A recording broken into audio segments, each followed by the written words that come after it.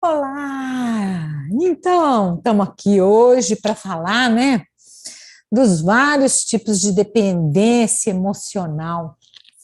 Me pediram, inclusive, para a gente conversar um pouquinho sobre esse tema, né? E aí a pessoa muitas vezes fica acreditando, né,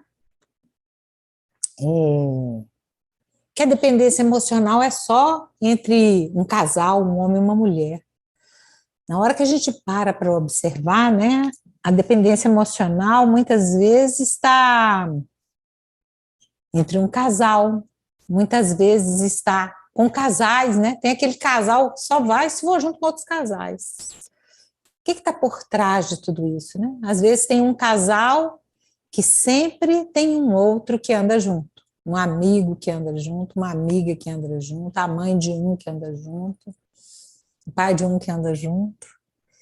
E, às vezes a dependência emocional é dos irmãos, às vezes a dependência emocional é de amigos, às vezes a dependência emocional é do sócio, às vezes a dependência emocional é do terapeuta, às vezes a gente vê que tem pessoas que chegam no nível de, inclusive, de dependência emocional para tomar atitudes em cima de pessoas que supostamente estão ali, vamos dizer, para orientar, né? Então, tarólogos, astrólogos, cartomantes, é, pessoas que trabalham com búzios, e a pessoa fica naquele movimento de dependência, como se faltasse algo, né?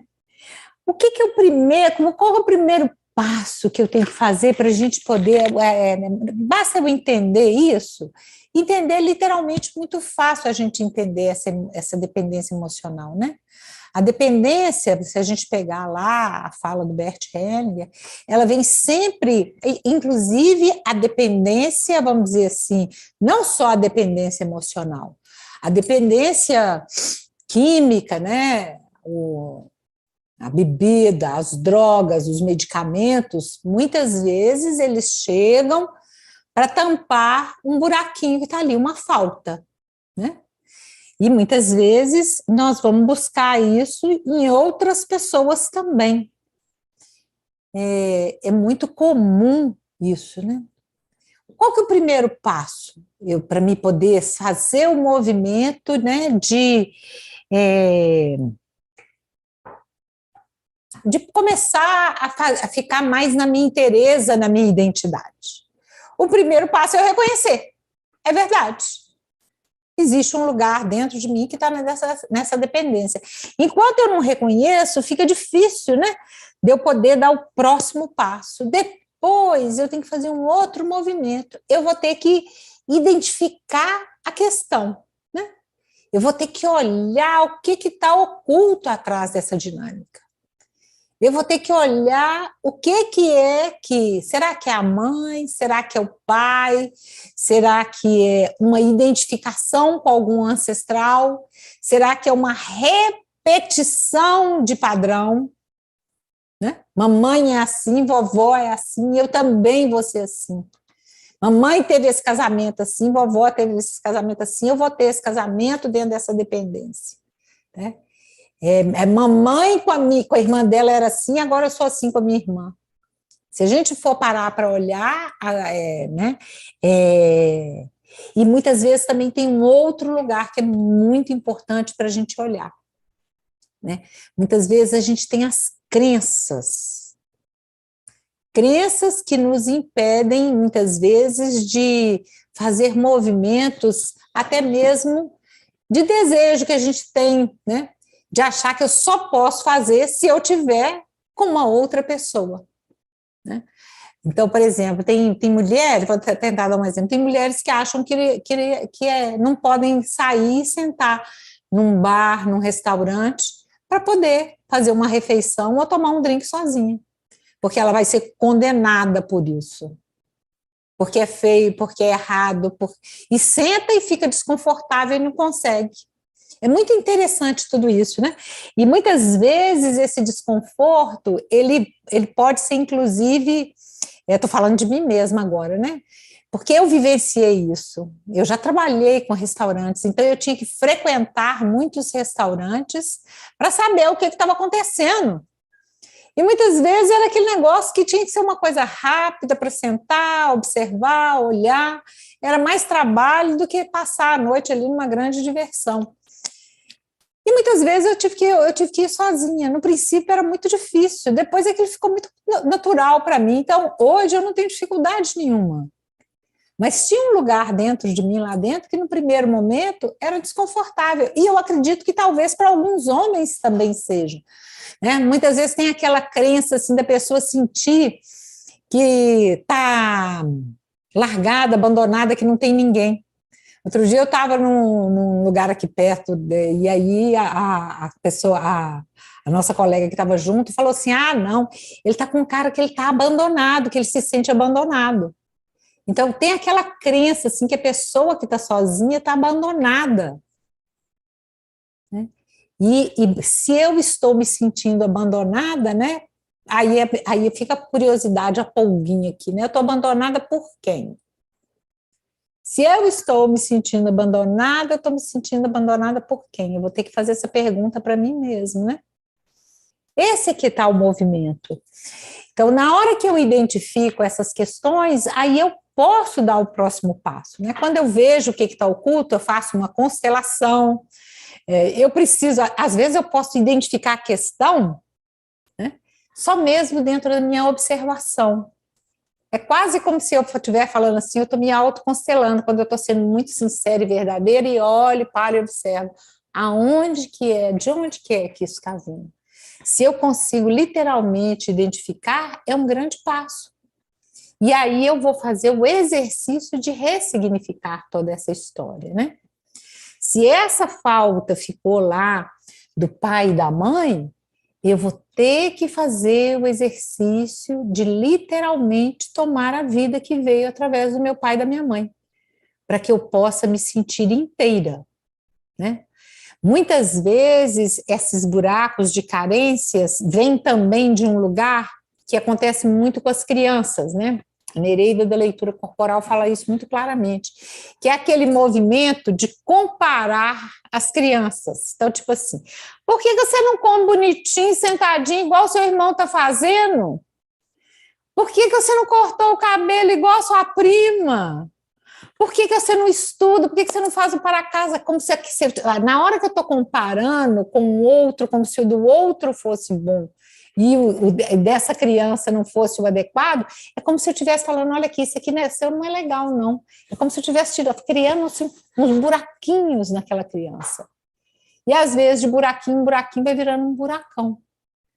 Que fica aquele vazio, que aí, de repente, eu começo, de alguma maneira, a acreditar que eu vou encontrar fora aquilo que só dentro eu posso encontrar. Eu não vou encontrar fora. Eu tenho a falsa ilusão de que eu vou encontrar fora. Num namorado, num companheiro, numa amiga, numa irmã, num sócio. Às vezes a gente vê sócios que não conseguem fazer coisas sozinhos nem fora da empresa. Na hora de tirar férias, eles tiram férias juntos, não conseguem nem ficar, nem na hora da diversão, eles não conseguem ficar, vamos dizer assim, tem não é. E o ideal, né, gente, a gente tem que entender isso. A dependência, né, é como se a gente condenasse ali a dependência e desejasse ardentemente a independência total. Essa independência total, ela tem um lugar que ela é como se eu estivesse falando assim, eu não quero estar vinculada. Se eu estou falando que eu não quero estar vinculada, eu vou acabar me excluindo ou excluindo alguém. Então, qual que é o movimento ideal? O movimento ideal é a interdependência, onde eu sou eu, o outro é o outro, e juntos nós podemos caminhar. Nós estamos olhando em alguma direção, mas eu tenho o meu caminho e o outro tem o caminho dele. E nós podemos juntos compartilhar as nossas histórias. Podemos compartilhar momentos, podemos compartilhar aprendizado, inúmeras e infinitas possibilidades, né? Qual que é o movimento, né? Tem uma coisa também que dentro desse movimento da crença, às vezes a gente acha que a gente não pode se priorizar. Eu falo que eu me priorizar é dever de casa, é para casa. Em primeiro lugar, eu, em segundo lugar, eu, em terceiro lugar, eu, em quarto lugar, eu. Né? Dentro do todo, claro que a gente tem que olhar para o todo, né? Eu não posso querer que o mundo inteiro abra mão para atender a minha necessidade. Mas se eu não olhar para as minhas questões, quem vai olhar? E se eu deixar de olhar para as minhas para cuidar da do outro, nem o outro passa de ano, nem eu passo de ano. Porque eu estou fazendo o dele, estou deixando de fazer o meu. Então, eu me priorizando, eu estou fazendo cuidando de mim, olhando para mim, resolvendo as minhas questões. Se o outro pede minha ajuda e eu posso, que bom que eu posso ajudar. Né? É diferente, é uma situação diferente. Mas priorizar, eu me priorizar, né? Eu cuidar de mim, né? A minha autoestima. E quando a gente fala de autoestima, eu não estou falando de ter o corpo perfeito. Não é disso que eu estou falando, não é isso que é autoestima. Autoestima é eu concordar comigo do jeito que eu sou, eu gostar de mim. Autoestima é eu cuidar de mim, né? Eu cuidar não só do meu corpo físico, mas cuidar da minha alma, cuidar dos meus sentimentos, buscar momentos de prazer, buscar momentos de aprendizagem, buscar momentos de desenvolvimento pessoal, de crescimento, né? Domingo eu fui com uma amiga assistir uma cantora que eu nunca nem tinha ouvido falar. Foi uma noite maravilhosa. Aquilo é arte, é vida, nutrição. Estou nutrindo o meu ser, cuidando do meu ser em vários aspectos na hora que eu estou fazendo isso. Na minha vida social, a arte é bela, o belo nos nutre. Né? Quando eu reconheço o belo fora, é porque eu estou reconhecendo o belo em mim. Né? Então, isso é muito bacana e muito interessante. Quando eu posso fazer todo esse movimento, né, eu posso também entender que existem os limites, né, dentro do movimento da dependência e da liberdade, eu tenho que colocar os limites. Aquela história, eu digo não e sigo te amando. Eu posso dizer não. Eu não tenho, né? Muitas vezes a gente fica só dizendo sim, sim, sim, sim, na expectativa de que, em dizendo sim, eu serei admirada, respeitada, amada e mais. Terei o retorno disso igualzinho. Vou criando um pacotinho de expectativas de que receberei o mesmo que dei. E acabo numa enorme frustração. Uma frustração gigante. Porque, na verdade, quanto mais eu vou dizendo sim, quanto mais eu vou dando, quanto mais eu vou dizendo sim, quanto mais eu vou dando, mais eu vou desequilibrando a relação.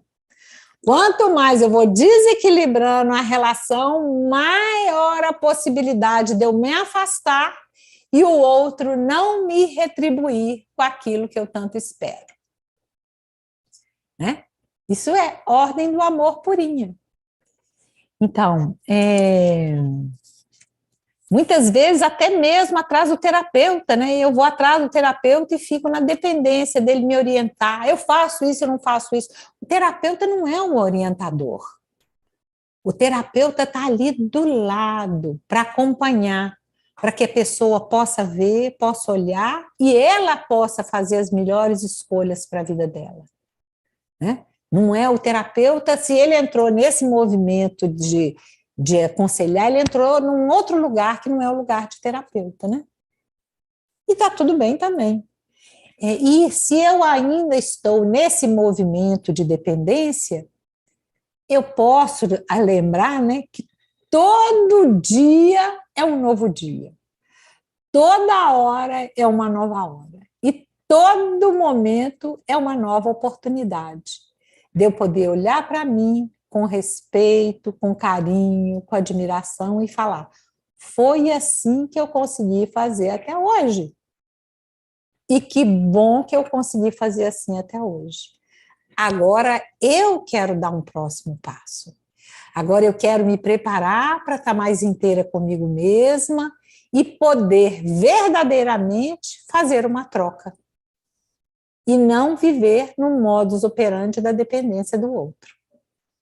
Porque muitas vezes, quando eu estou na dependência do outro, eu estou dizendo um sim para ele, mas eu estou dizendo um não para mim. Quando eu digo um sim para mim, e esse sim também é para outra pessoa, que bom. Mas eu não posso estar dizendo um sim para o outro, quando para dizer um sim para o outro, eu estou dizendo um não para mim. Né? Para o que minha alma deseja, para o que o meu ser deseja, para a minha vida. Né? Nós temos que ir no movimento do ganha-ganha, onde todo mundo pode estar ganhando. Não é que eu não posso abrir mão, é claro que durante a vida nós vamos fazer várias concessões para ter boas relações, dentro do movimento ganha-ganha. Né? Essa que é a questão. Então, parece que a gente, né, volta lá de novo naquela mesma história. Então, como é que é o primeiro, talvez, o primeiro buraquinho, né? É lá com o pai e com a mãe, às vezes com não concordar com as coisas que aconteceram com a nossa criança, com professores, com tios, primos, pais de amigos.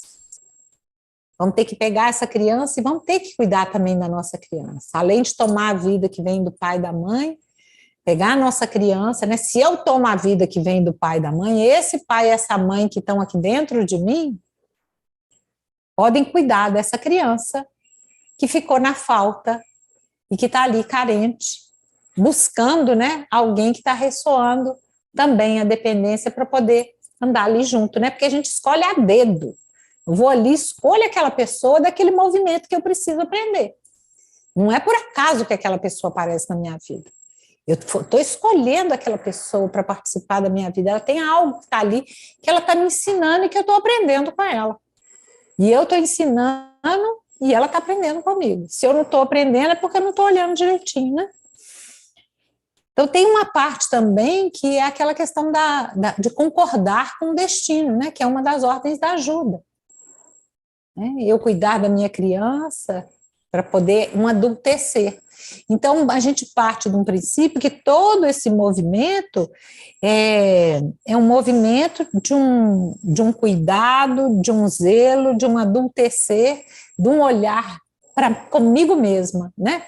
E não um olhar de olhar para o outro e falar assim, eu vou te deixar. Eu vou me priorizar, eu vou cuidar de mim. E pode ser que em eu escolhendo fazer essa mudança, eu talvez escolha me afastar um pouco de algumas relações, que eu me torne um pouco mais dona de mim mesma, né? Livre para caminhar com os meus pés, sem precisar da autorização, da aprovação e até mesmo da companhia de outras pessoas, para poder dar os passos que eu estou fazendo. Está fazendo sentido para vocês? Né? Então, assim, tem muito tempo que a gente não faz. Diga, Clícia, querida. Você está maravilhosa hoje, quanta luz. Você vai ter que falar mais alto. Essa foi a minha trajetória. Está me ouvindo? Agora estou, antes não estava, não. Falei que você está maravilhosa, está muito cheia de luz. Obrigada, querida. Maravilhosa.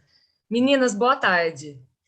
Saudade de vocês, vai ser ótimo o fim de semana. Maria Tereza, te devo uma ligação para a Cida também. Ô, André, uma pergunta. A pessoa que sente abandono, ela pode ser tanto adulta quanto criança, ou na maioria das vezes, independente da idade, ela está na posição da criança? Na verdade, na hora que eu estou me sentindo, o que acontece, né? Eu posso literalmente até ser abandonada mesmo, né? Vamos dizer, foram embora me largar para trás. Estava numa excursão, foram embora, me esqueceram no posto de gasolina. Literalmente eu fui abandonada. O que vai acontecer? Vai disparar um gatilho lá da criança. Se eu não estiver no meu adulto, né? Esse que é o negócio. Se eu não tiver no meu adulto, não entender, o que eu fiz para acontecer isso, se eu não reconhecer a minha parte, a minha responsabilidade, eu fui no banheiro e não avisei a ninguém para prestar atenção, porque eu estava indo no banheiro e o ônibus podia sair, né? Tem uma história todo, um contexto todo ali, né?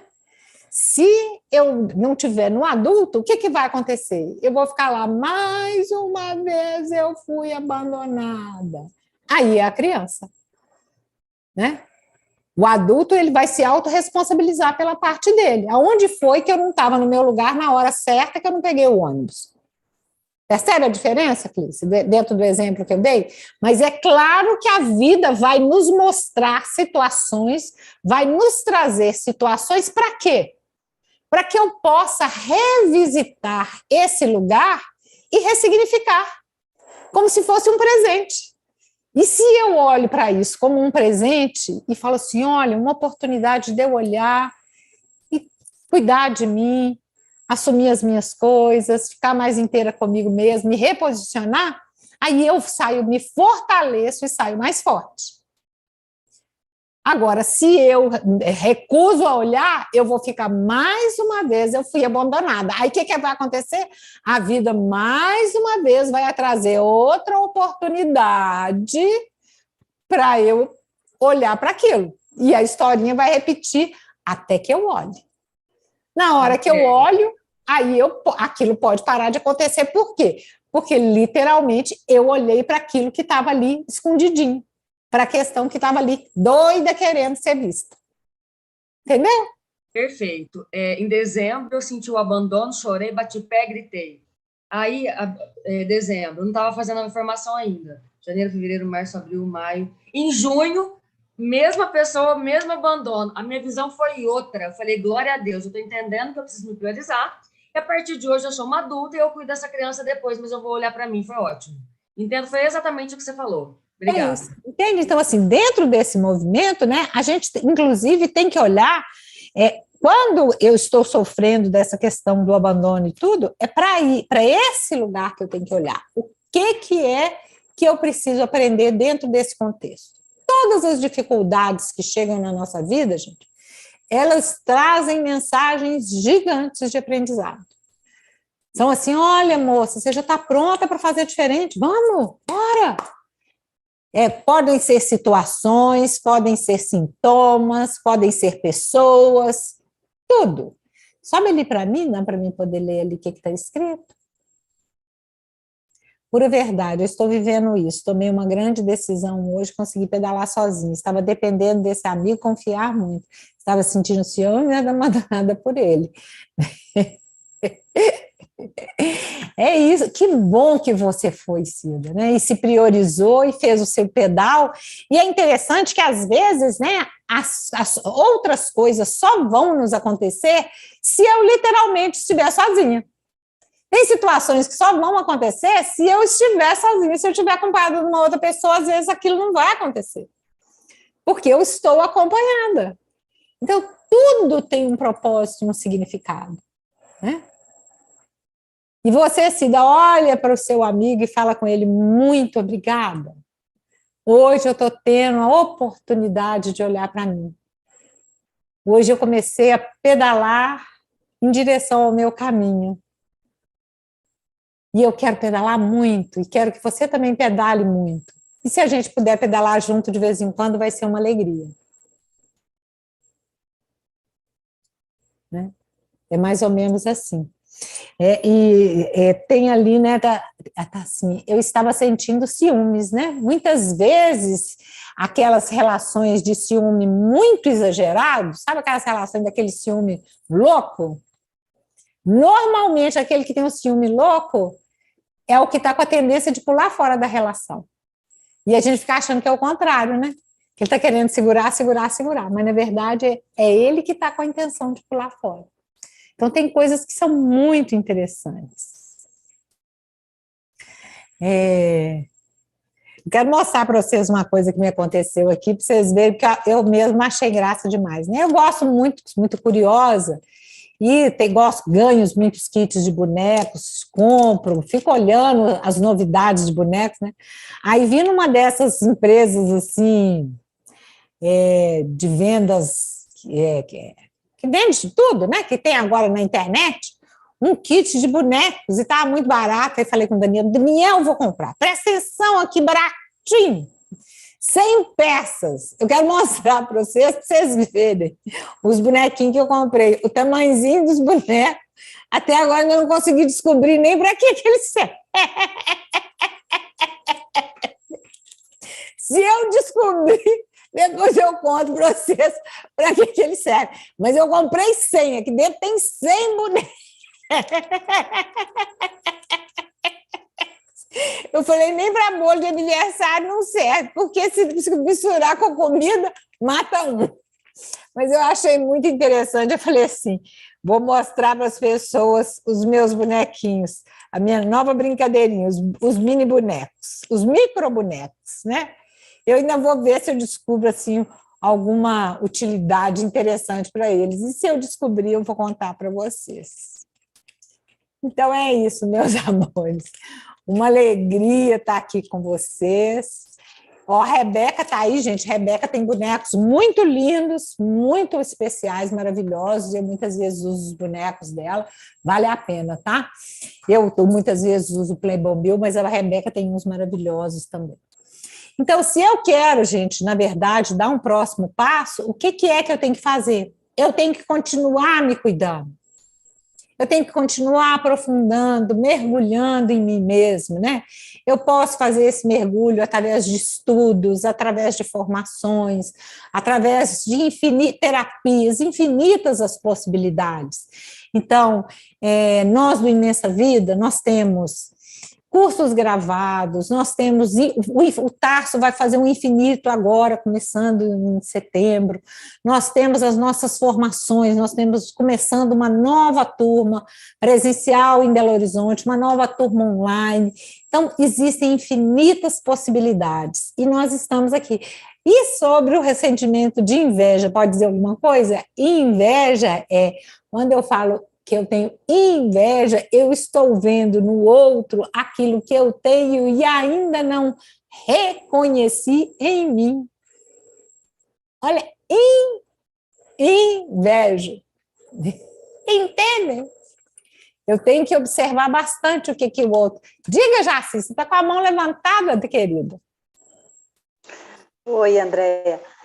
Eu só queria retomar ali que eu não entendi, por exemplo, o exemplo ali, o ciúme louco é o que está com a intenção de pular fora e não o outro. Normalmente é isso mesmo, é isso mesmo. Se você colocar no campo, provavelmente quem está querendo pular fora é o que está dando um ataque de ciúme. Essa vamos dizer assim, em constelação, a gente nunca pode falar que é isso, né? Dentro do movimento sistêmico. Mas uma grande possibilidade de ser isso.